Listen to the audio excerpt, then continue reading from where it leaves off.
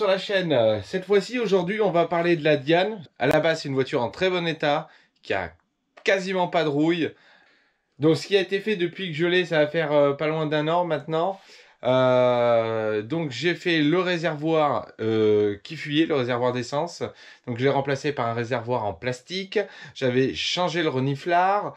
Et puis c'est tout ce que j'avais fait, je crois, dessus.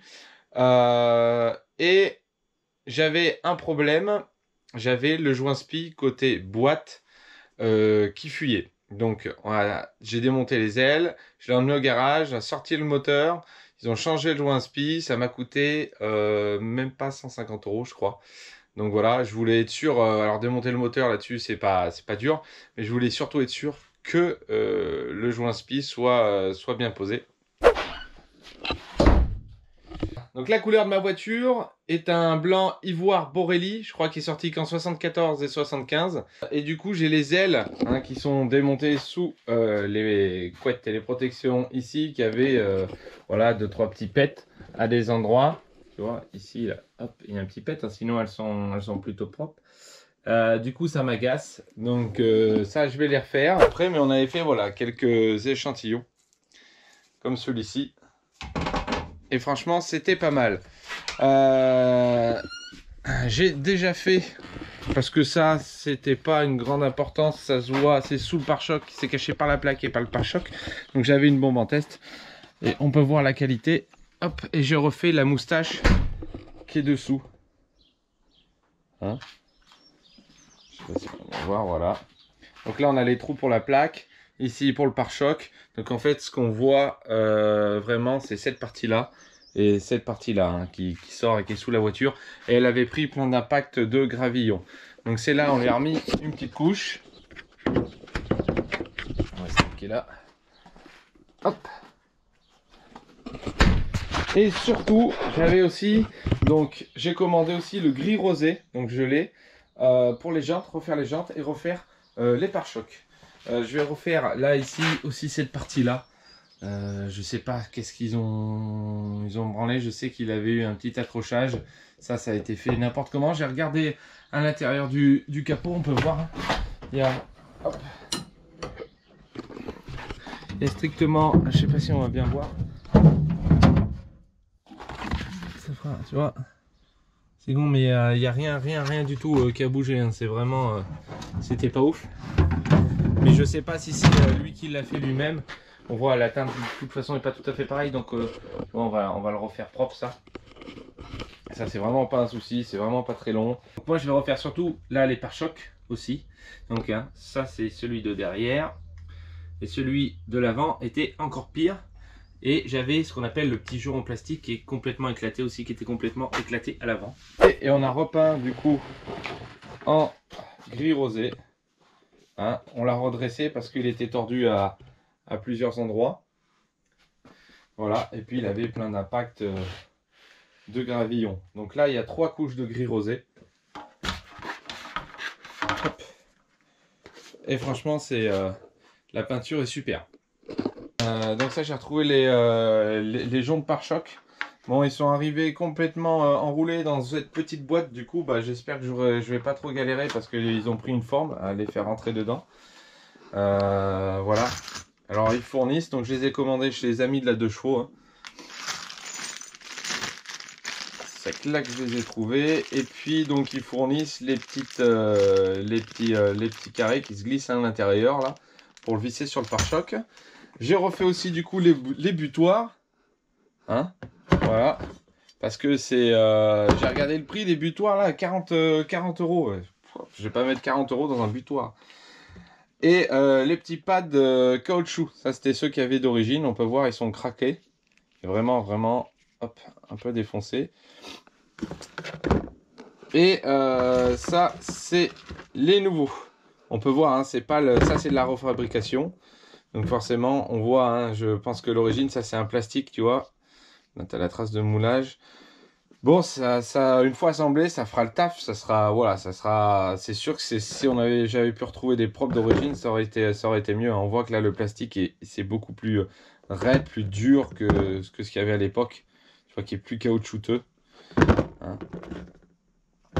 toute façon, on voit bien comment c'est fait. Hein. Ça, c'est les traces du moule, la désinjection du moule. Là, je dois avoir la même de ce côté-là. Hop, ils sortent ici. Voilà. Donc voilà, j'ai remonté le pare-choc avec le jonc et les petits bumpers là, avec les caoutchoucs. Bon, voilà, rien à dire de spécial, hein. J'ai pas filmé parce que j'ai plus trop de batterie. Le rendu final, c'est pas mal. Voilà, c'est tout simple. Hein. On glisse à l'intérieur du jonc des petits carrés. Tac. Puis on vient les aligner sur les trous. Et puis il y a juste à boulonner derrière. Voilà. Et maintenant, on va assembler cette pièce-là.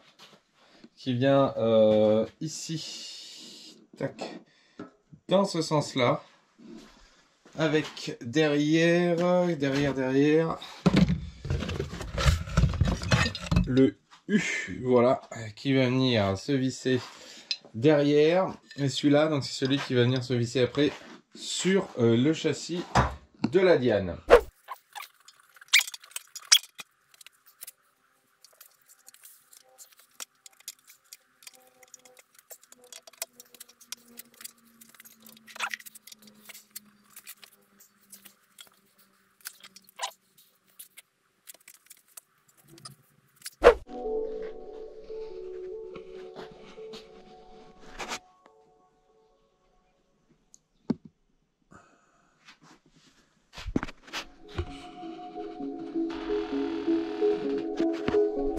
Hey!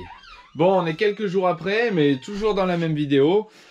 Bon voilà, j'avance quand même un peu parce que bon, la carrosserie, à part vous montrer du ponçage et un petit peu de peinture, voilà, c'est pas ouf. Mais en fait, je crois que je m'étais arrêté au pare-choc et au jonc. Les joncs, c'est pas facile à mettre, c'est pas facile à mettre. Voilà, hein, on voit bien que c'est de la refabrication. On a un petit peu du mal des fois à faire la jointure au bord. Voilà, j'ai aussi fait mon aile droite qui était, mon aile gauche pardon, qui était bien cabossée avec la petite peinture.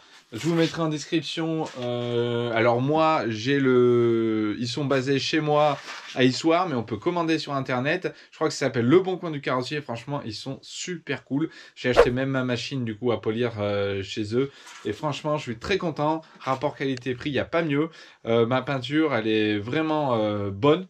Et elle a bonne teinte pour la Diane. Franchement, vraiment bien. Et maintenant, en plus, ils ont ouvert un autre atelier, donc ils font aussi de la métallisée.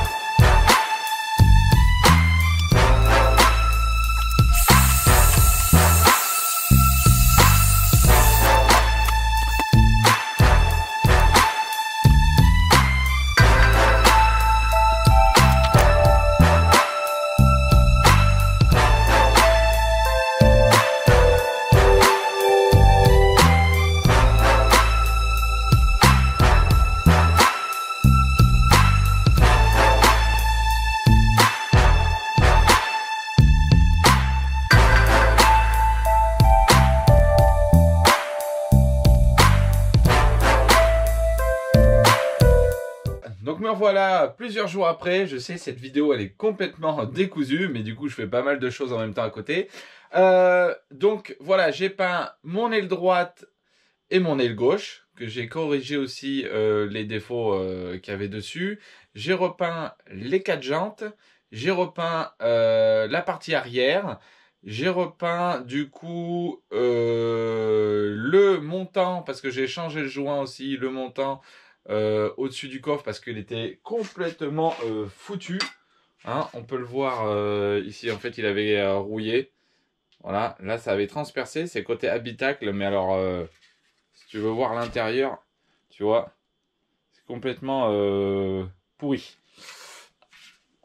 Donc ça coûte 45 balles. Franchement, autant en racheter un autre et le repeindre, ça va plus vite fait. Il me reste du coup à repeindre juste les bas de caisse. Voilà.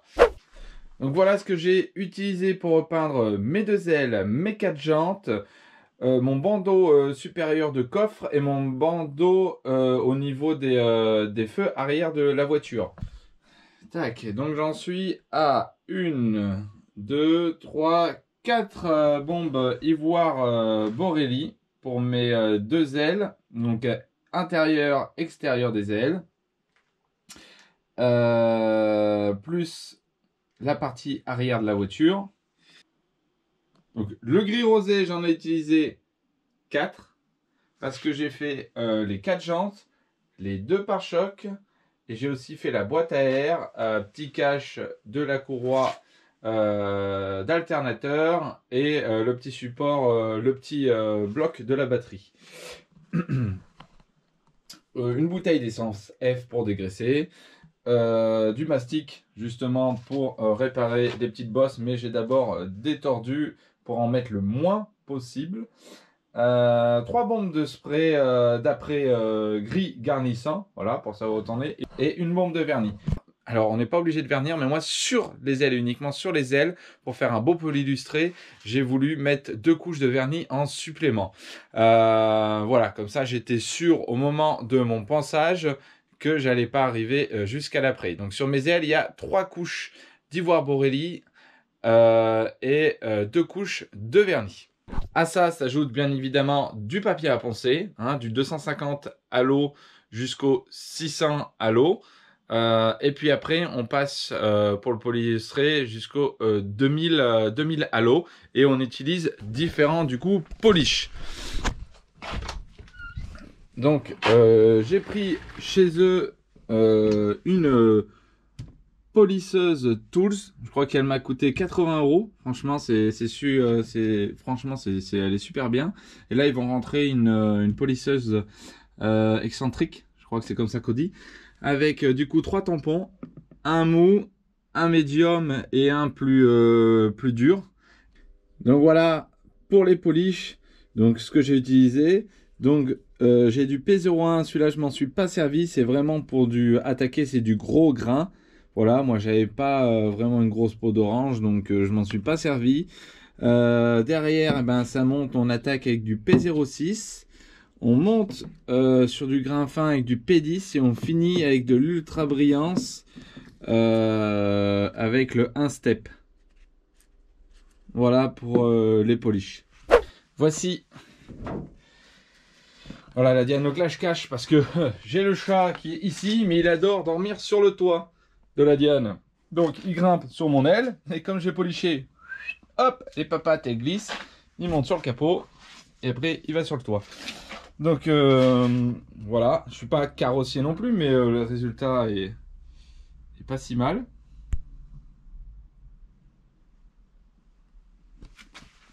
Là c'est sur la photo où on avait l'aile qui était enfoncée. Ici on avait, alors j'ai déjà roulé un petit peu avec, hein, ça c'est les traces de moustiques, les impacts de gravier et la rouille. Donc ça c'est pour l'aile, on a l'autre aile qui est fait pareil ici là-bas. Mon petit pare-choc. Donc là le capot est ouvert, hein, c'est normal. Voilà, que vous avez vu avec le jonc qui est monté dessus. Alors je vous l'aurais bien sorti mais il pleut. Les jantes peintes avec le gris rosé. Franchement la peinture en plus elle fait solide et costaud. Et pour vous dire qu'elle est solide, c'est que quand j'ai rentré ma Transalp qui est au fond, elle a débiquillé, je l'ai retenue comme j'ai pu, mais elle a posé, heureusement qu'il y avait le plaid, la poignée d'embrayage sur l'aile. J'ai vu la Diane s'affaisser, j'ai fait oh mon dieu, je voulais pas soulever le plaid et ça m'avait fait une trace comme ça et j'ai pu la rattraper vu que ça n'avait pas été jusqu'à l'après avec la polisseuse et les polish. Voilà, j'étais vert. Donc là, voilà le pare-choc en gris rosé avec le nouveau jonc. Le bandeau juste au-dessus qui a été, voilà, pareil, complètement repeint. On a essayé de virer, du coup ça avait été choucrouté n'importe comment, donc on l'a repeint, voilà, entièrement. Et on a changé le joint qu'il y a ici, voilà, et donc c'est cette petite pièce, voilà, qui est là qu'on a changé et qu'on a repeint aussi. Je sais pas si on va voir de ce côté un peu mieux. Voilà, c'est vraiment ce bandeau. Donc là, je vais vous montrer aussi l'intérieur du capot. Donc voilà, j'ai refait le petit cache qu'il y a ici. J'ai refait la boîte à air. Voilà, manque à trouver et à changer ce petit joint. J'ai peint les intérieurs d'ailes, évidemment, pour que ça va éclaircir. Voilà, ça fait beaucoup plus propre. Les petites cloches aussi, j'ai changé les joints. Les petites cloches des culbules sur le côté ont été aussi repeintes en haute température. J'ai changé les joints, ça fait un peu plus propre. J'ai repeint pareil en gris rosé et acheté les pattes d'origine avec les petits ressorts. Voilà, parce qu'avant il m'avait soudé un truc et une tige de je sais pas trop quoi. Voilà, ça c'est la petite patte pour maintenir la batterie en lieu et place. Et on est pas mal. Donc voilà, je suis pas carrossier hein, non plus. Ça sera toujours perfectible. Mais pour moi, le résultat, il est là, il est très propre. Et voilà, il me correspond. Il me va. Je suis vraiment assez content de cette peinture. Au point que du coup, je vais refaire aussi ma Transalp entièrement. J'avais vraiment envie de lui donner une autre teinte que celle-là parce qu'on voit pas, mais en fait j'ai pas mal de caches qui sont fissurées. J'ai de la rouille qui a fait cloquer la peinture sur le réservoir. Donc on va lui mettre la couleur, alors c'est pas la couleur des années qu'il y avait dans les 94, et on va la repeindre et on va lui mettre une teinte d'origine. Ce sera pas ce vert-là, mais une teinte que j'adore sur ces Transalp. Et je vous en dis pas plus, ça on verra le prochain coup. Voilà, souvent voilà, je fais pas trop de pub, je fais rarement de la pub, mais franchement très content de ces bombes pour avoir utilisé plusieurs bombes qu'on peut trouver chez Roidi ou ailleurs. Celle-là, elle se tend parfaitement bien, c'est pas trop volatile. Alors évidemment, quand vous voulez peindre, faites en sorte que votre pièce, moi, tu vois, je la chauffe avec un petit chauffage, voilà, pour avoir une bonne température dans la pièce. Je ventile un petit peu, j'utilise voilà les petits masques à cartouche et puis voilà, ça fait l'affaire. On rattrape après avec la polisseuse et le polish, et franchement vu comme elle se tend, toute la partie arrière et la face dessous où il y a la plaque, j'ai pas rattrapé hein, la peinture elle s'est tendue nickel toute seule. Donc voilà, d'habitude je fais pas trop de pub, mais là franchement si vous avez quelque chose à faire repeindre, juste voilà, des petits raccords, etc. La peinture en bombe chez eux est très bonne. Ils la font aussi en pot. Ils la font aussi en bombe avec durcisseur. Donc une cartouche que tu percutes au cul de la bombe. Voilà. Donc le coin du carrossier à Issoire, franchement, ils sont top. Voilà. Si la vidéo vous a plu, n'hésitez pas à laisser un petit commentaire. Ça fait toujours plaisir. J'essaye de répondre à tout le monde. Sur ce, je vous dis à la prochaine. Bye bye.